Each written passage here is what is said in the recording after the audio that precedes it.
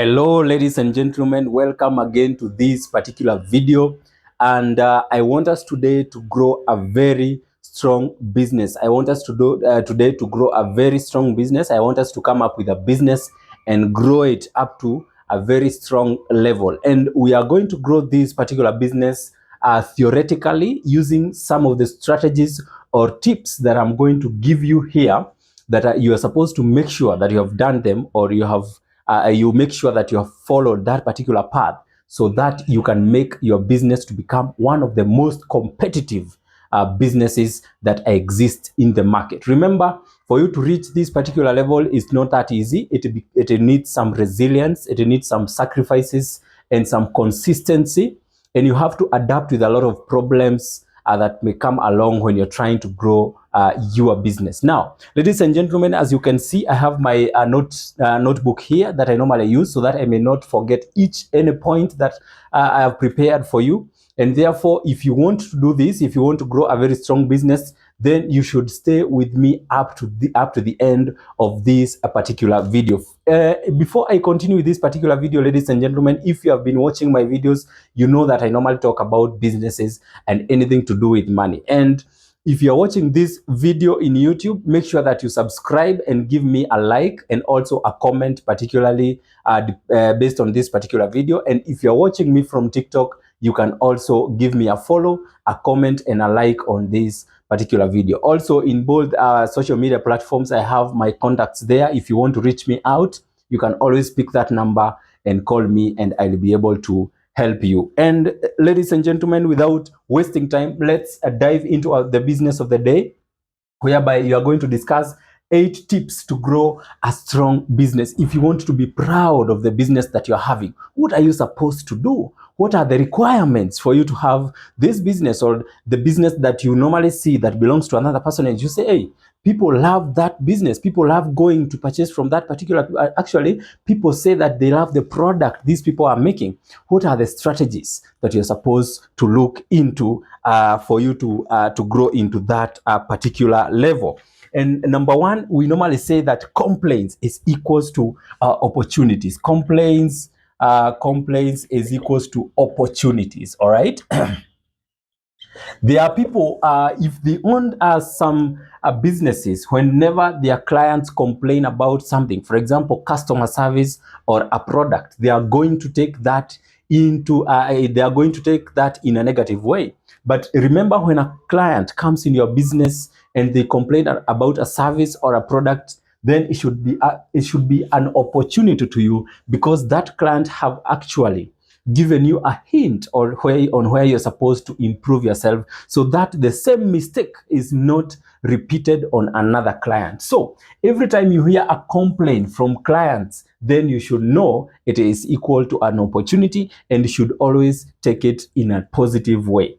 Yes. So number one, learn to take complaints in positive way, and of course make them opportunities, and you are going to realize that your business is going to grow in a very in a level that you didn't expect. Number two, we are talking about resilience. Ladies and gentlemen, resilience is equals to new chances. All right, new chances. Ladies and gentlemen, you realize that coming up with a business, and of course making it successful business, is not an easy job.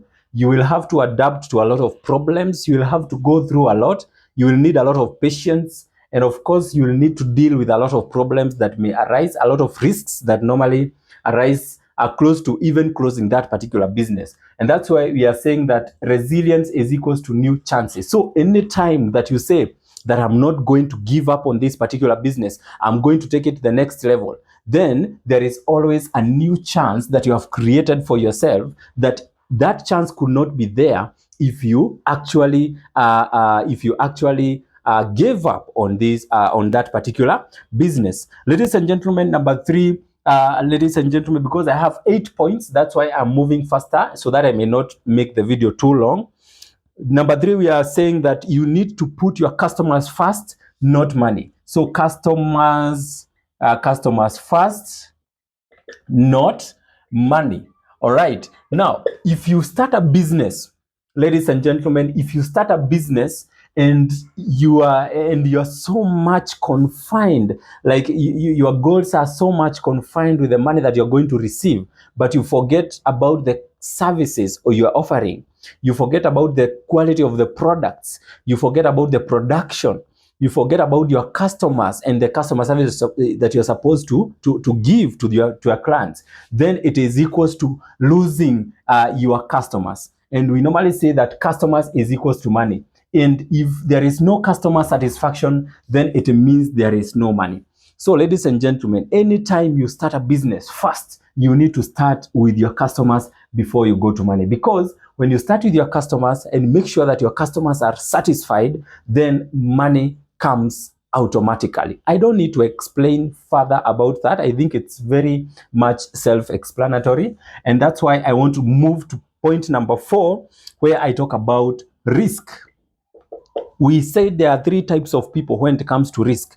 We have a risk taker, a risk neutral person, and a risk averse person. A risk taker is someone who is going to not mind what is going to happen, but this person is always ready to take risk because he knows or understands that whenever you take a risk, then it is most likely that you're going to get a return. But again, they just don't take risks. They have ways in which they mitigate those risks, and they have ways in which they know that they are likely to get a bigger return out of the risks they are taking.